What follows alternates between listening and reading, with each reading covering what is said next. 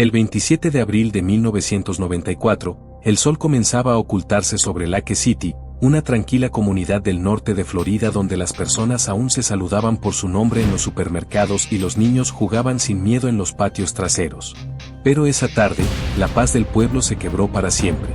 Una joven madre, Carmen Geiger, de apenas 23 años, desapareció sin dejar rastro. Lo que nadie imaginaba era que tras ese misterio se escondía uno de los crímenes más brutales y perturbadores que el Estado recordaría. Carmen era estudiante de enfermería, madre de 2 pequeños y conocida por su sonrisa cálida y su espíritu servicial. Había pasado la mañana haciendo compras en el supermercado Winn-Dixie. Allí, sin saberlo,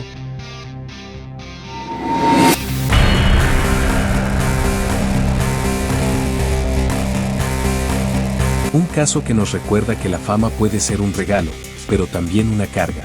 Que incluso las leyendas pueden caer, y que el poder sin límites siempre encuentra su punto de quiebre.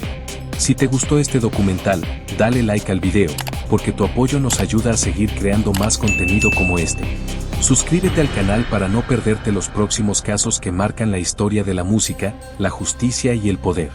Y si quieres que más personas conozcan esta historia, compártelo con tus amigos y deja tu opinión en los comentarios. Tu voz también forma parte de este análisis. Se cruzó con 2 hombres que habían escapado días antes de una prisión en Carolina del Norte. Se llamaban Anthony Floyd Bainbridge y Richard Hamilton.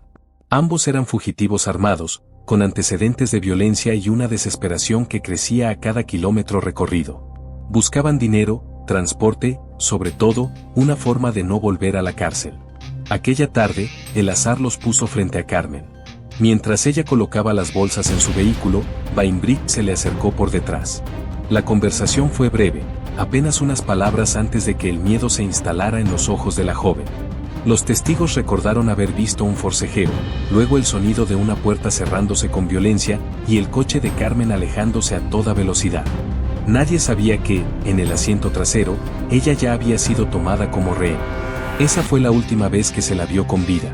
El viaje hacia el horror.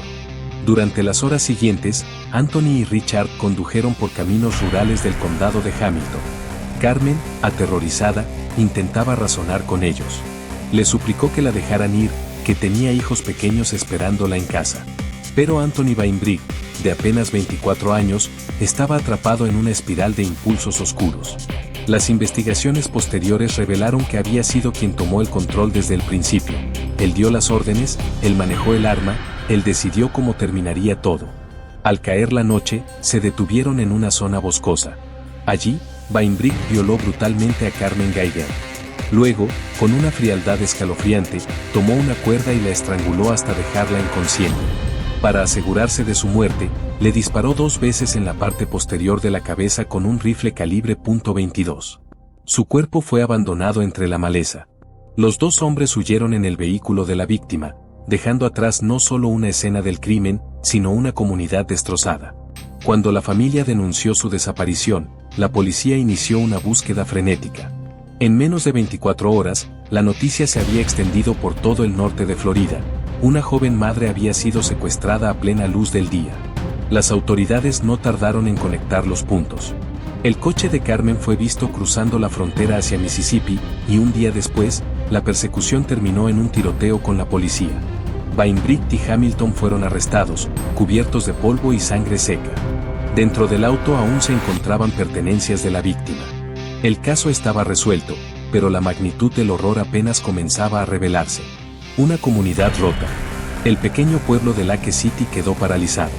En las vigilias, las velas iluminaban rostros llorosos y los periódicos locales titulaban: Madre joven asesinada tras ser secuestrada en supermercado. Florida no había visto un crimen tan violento en años. La comunidad exigía justicia inmediata. Pero el sistema judicial se movería con la lentitud que caracteriza a los casos donde la pena máxima está sobre la mesa. Mientras tanto, los investigadores reconstruían los movimientos de los asesinos. Descubrieron que habían escapado de la prisión de Carolina del Norte solo 5 días antes del crimen. Habían robado un automóvil, secuestrado a un hombre para obtener armas, y conducido hacia el sur con un plan improvisado. Lo que comenzó como una fuga se convirtió en una cacería. La víctima, sin saberlo, fue su última parada. Los agentes del sheriff del condado de Hamilton hallaron el cuerpo de Carmen 2 días después, a pocos metros de un camino forestal. Su ropa estaba rasgada y su rostro mostraba signos de haber luchado por su vida. La autopsia confirmó lo que todos temían: violación, estrangulamiento y 2 disparos. Los médicos forenses describieron el crimen como innecesariamente cruel y tortuoso. Esa frase se repetiría años más tarde en la sentencia que condenó a Anthony Weinbricht a muerte. El juicio del siglo en un pueblo olvidado. El juicio comenzó en 1995 y fue trasladado al condado de Clay porque el impacto mediático en Hamilton hacía imposible seleccionar un jurado imparcial. Desde el primer día, la sala estuvo llena. Los padres de Carmen asistieron a cada audiencia, sentados en la primera fila, con los retratos de su hija entre las manos. Weinbricht, vestido con un mono naranja y una expresión vacía, escuchaba los cargos sin pestañear. El fiscal presentó pruebas abrumadoras: huellas, ADN, testigos y la confesión parcial del propio acusado. Cuando el jurado escuchó los detalles del crimen, algunos no pudieron contener las lágrimas. El abogado defensor intentó argumentar que Weinbricht había tenido una infancia marcada por el abuso y la negligencia, que su conducta estaba influenciada por traumas familiares e incluso por posibles daños neurológicos. Pero el jurado no vio en él un producto del dolor, sino un asesino consciente de sus actos. El 12 de mayo de 1995, después de deliberar menos de 4 horas, el jurado declaró a Anthony Floyd Weinbricht culpable de asesinato en primer grado, secuestro y violación agravada.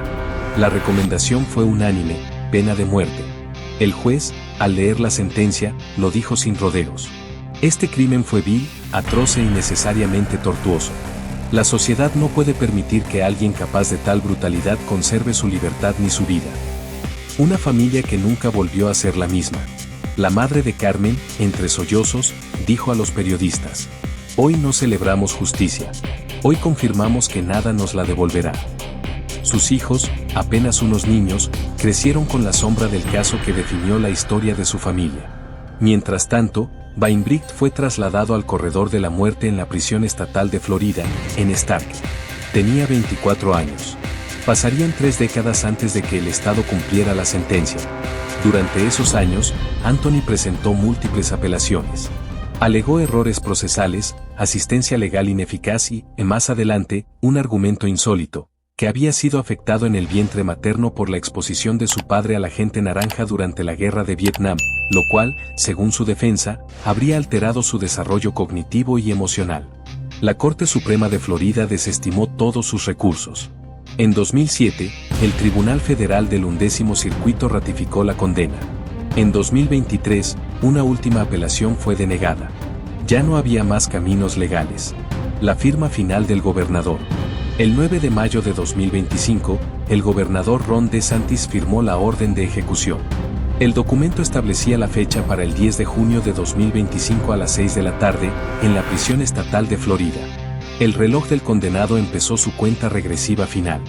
Ese mes, el caso volvió a los titulares. 31 años después del crimen, la historia de Carmen Guy-Geart regresaba a los noticieros. Algunos recordaban el horror, otros debatían la moralidad de la pena de muerte. Pero para la familia, la única verdad era que el sufrimiento nunca se había ido. En su celda, Weinbricht recibió la noticia con una calma que desconcertó incluso a los guardias. Pasaba sus días leyendo la Biblia, escribiendo cartas y mirando fijamente el cielo por la ventana enrejada. Su compañero de bloque, Wayne Dati, también tenía una fecha de ejecución cercana. Ambos habían compartido conversaciones durante años sobre la culpa, la fe y el miedo a morir. Los funcionarios penitenciarios dijeron que Weinbricht rara vez hablaba, pero cuando lo hacía, siempre repetía la misma frase: fue una mala decisión tras otra. La noche anterior. El 9 de junio de 2025, la prisión estatal de Starke se cubrió de silencio. Afuera, grupos divididos se congregaban, unos con pancartas que decían justicia para Carmen, otros rezando por el alma del condenado. Dentro, Weinbricht fue trasladado a una celda especial, a metros de la cámara de ejecución.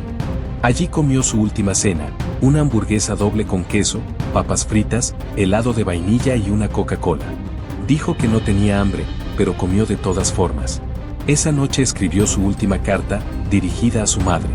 Nadie ha hecho público su contenido. Mientras tanto, en la casa de los Guy-Geart, las luces permanecieron encendidas hasta tarde.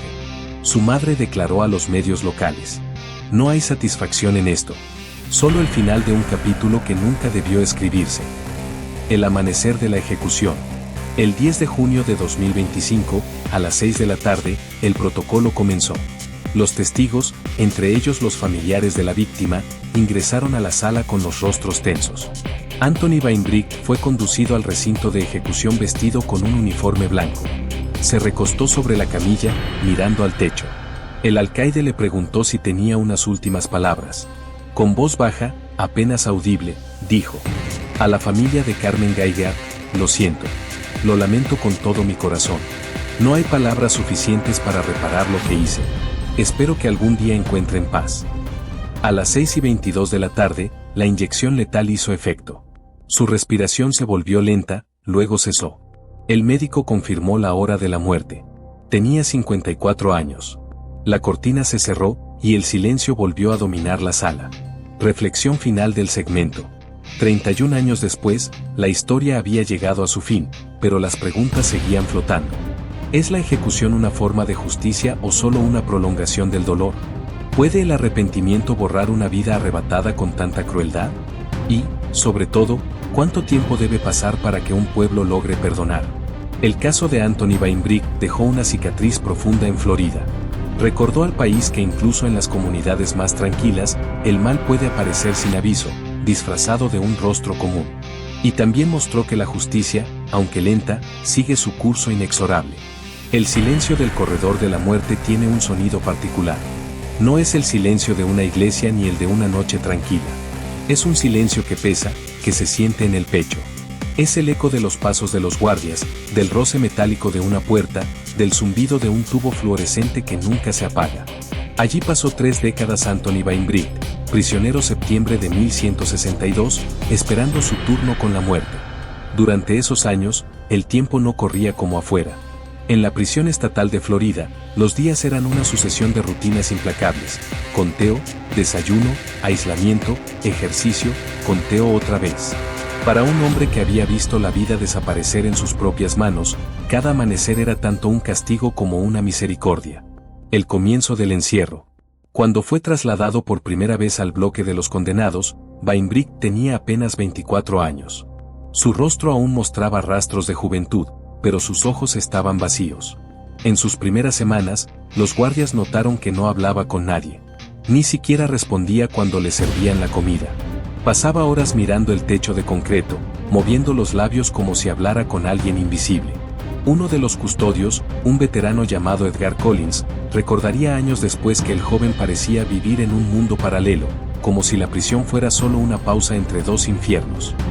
Los primeros meses fueron difíciles. Tuvo peleas, ataques de ira y episodios en los que gritaba de madrugada. El psicólogo de la prisión recomendó terapia semanal, pero él se negó. Decía que lo único que quería era dormir sin ver su rostro. El rostro de ella, dijo una vez.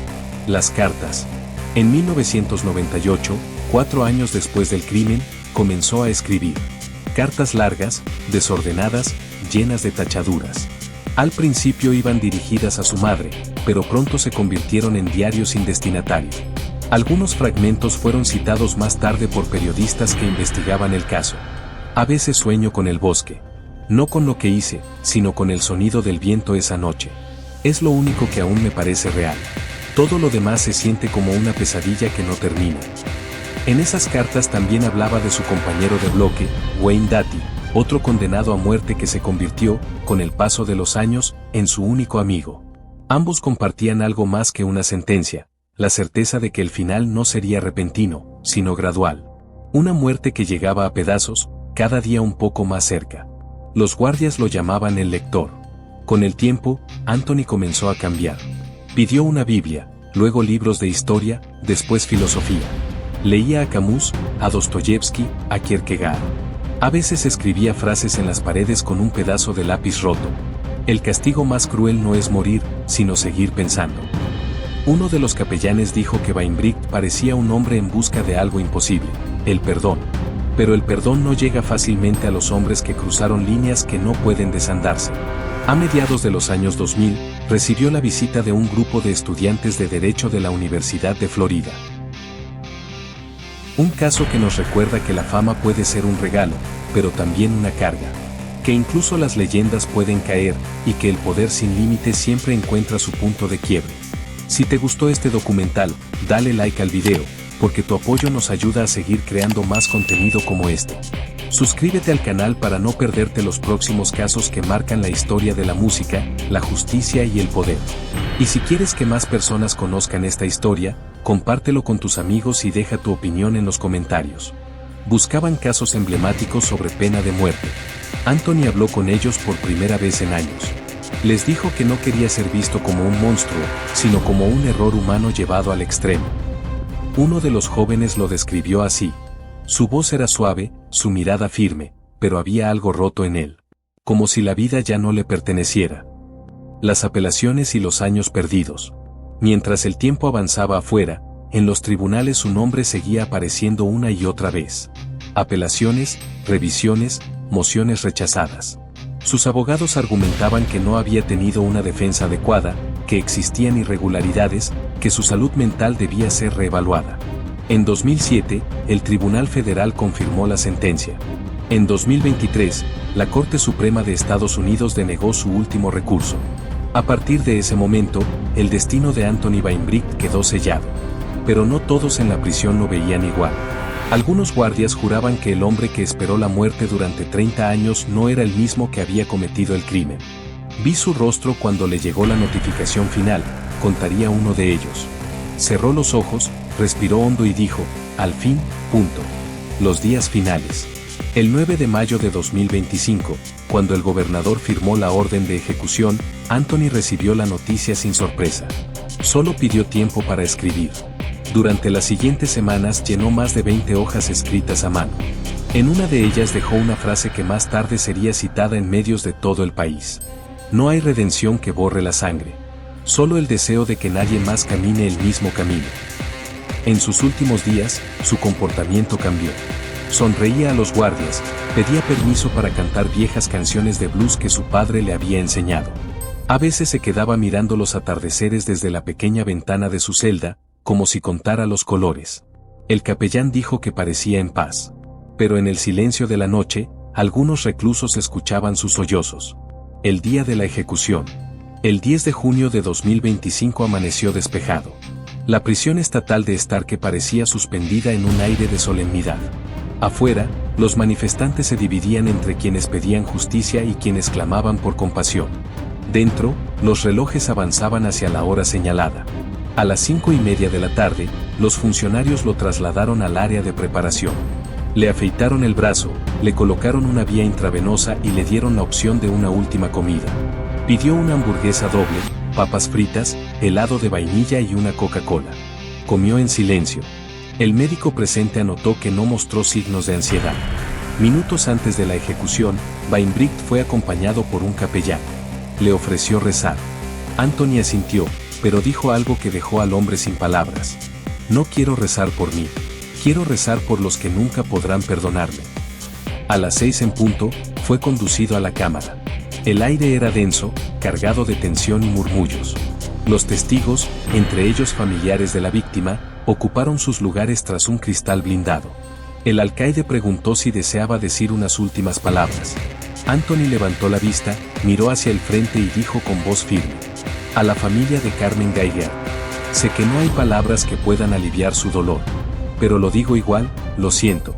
No hay excusa, no hay explicación. Solo lo siento. A las 6:22 de la tarde, el veneno recorrió sus venas. Su respiración se hizo lenta, su cuerpo se tensó y luego quedó inmóvil. El médico anunció la hora de la muerte. Un silencio absoluto inundó la sala. Después del fin. Afuera, la multitud comenzó a dispersarse lentamente. Algunos aplaudieron. Otros lloraron. Un hombre levantó un cartel que decía, la justicia no devuelve la vida. Las cámaras grabaron cada segundo, los noticieros transmitieron la noticia en directo, y esa noche, el nombre de Anthony Weinbricht volvió a aparecer en todos los titulares. En los días siguientes, algunos medios intentaron reconstruir su historia, su infancia, sus traumas, sus años de encierro. Otros preferían centrarse en la víctima, en el dolor de una familia que esperó 30 años para ver el final. Su madre, en una entrevista, dijo algo que resonó en muchos corazones. No siento alegría.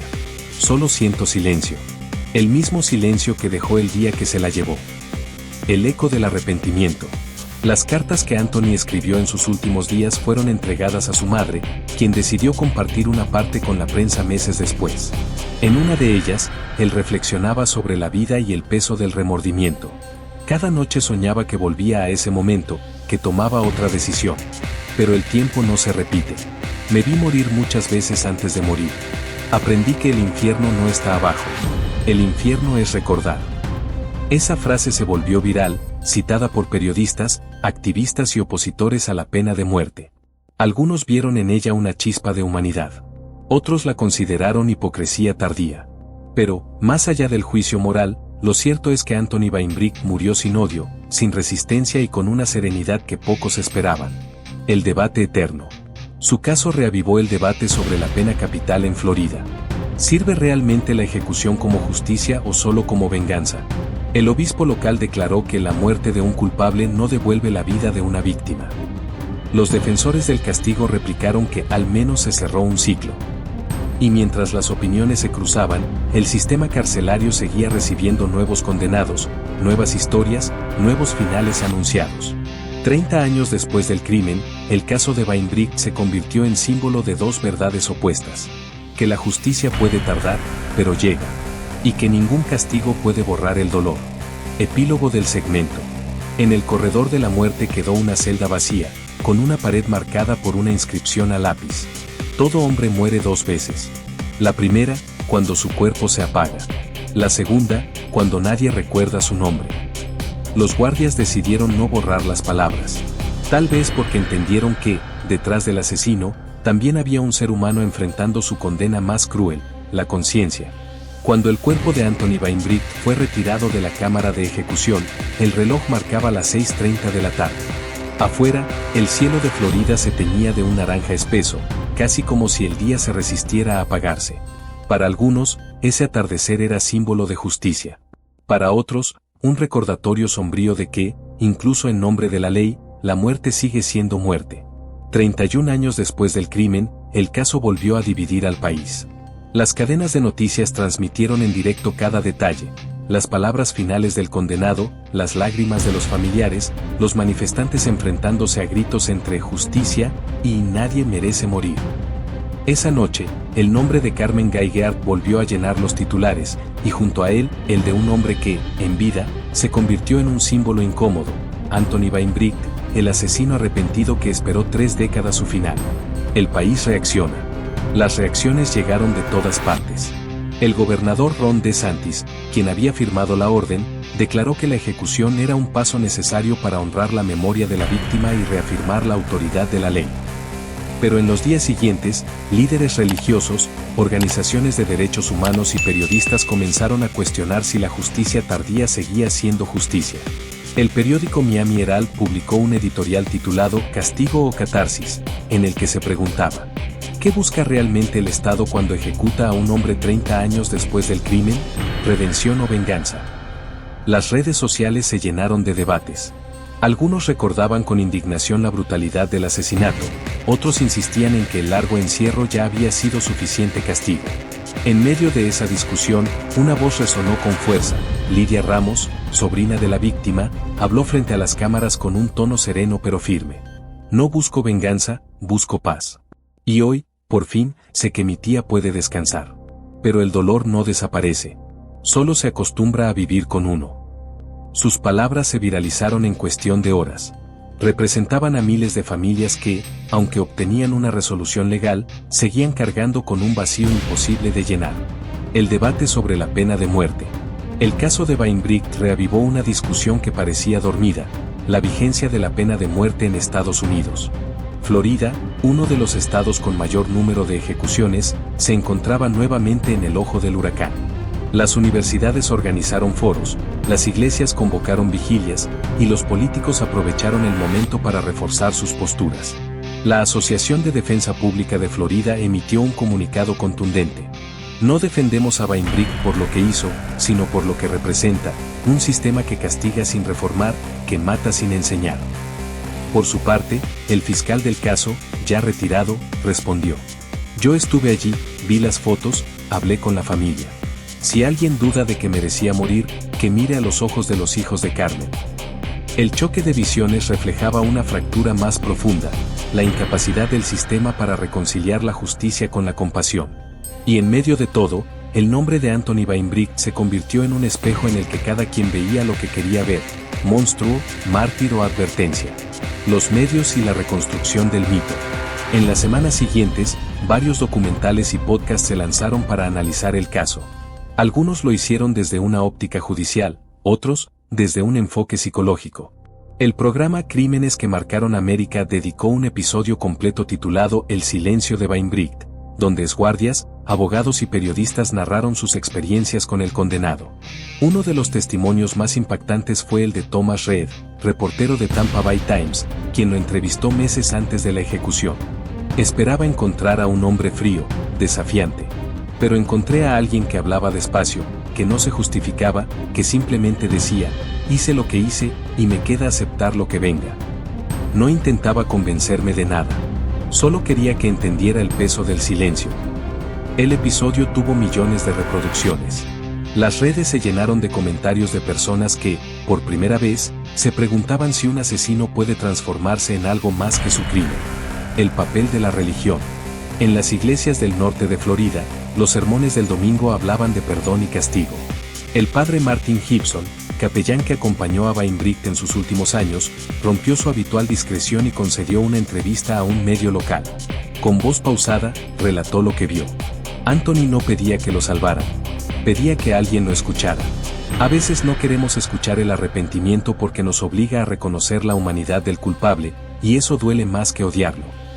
Sus palabras dividieron a la comunidad religiosa. Algunos lo acusaron de romantizar al asesino, otros lo aplaudieron por recordar que la fe se pone a prueba precisamente con quienes menos la merecen. La madre del condenado. Una semana después de la ejecución, los periodistas localizaron a Margaret Weinbricht, la madre de Anthony, viviendo en un pequeño apartamento en Carolina del Norte. Tenía el rostro cansado, la mirada perdida. Durante años había evitado los medios, pero esta vez accedió a hablar. Mi hijo hizo algo terrible, no lo niego. Pero yo también lo perdí ese día. Perdí a mi niño, al que cuidaba los perros, al que se reía cuando le hacía panqueques. Desde entonces, solo rezo para que Dios haya hecho con él lo que yo no pude, calmar su alma. Sus declaraciones causaron una oleada de empatía y controversia. Algunos medios las titularon La madre que perdonó a un monstruo. Pero detrás del sensacionalismo había una verdad más sencilla: el dolor no distingue entre víctimas y victimarios. Los hijos de la víctima. 30 años después, los hijos de Carmen Gaillard eran adultos. No habían vuelto a Lake City desde hacía años, pero decidieron regresar el día de la ejecución. Nadie los reconoció, se mantuvieron en silencio entre la multitud. Días después, enviaron una carta al periódico local. No sentimos alivio ni venganza. Solo cerramos un ciclo que duró demasiado. Nuestra madre fue una buena persona, y su luz sigue viva en nosotros. Lo que pedimos ahora es que se hable menos del asesino y más de la víctima. La carta fue publicada en portada.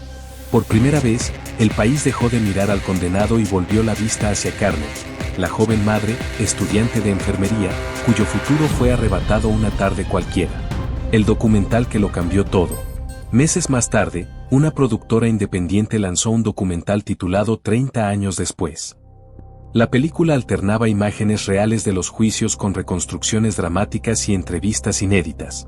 Fue un éxito inesperado, ganó premios, generó debates y logró algo que pocos habían conseguido: humanizar sin justificar.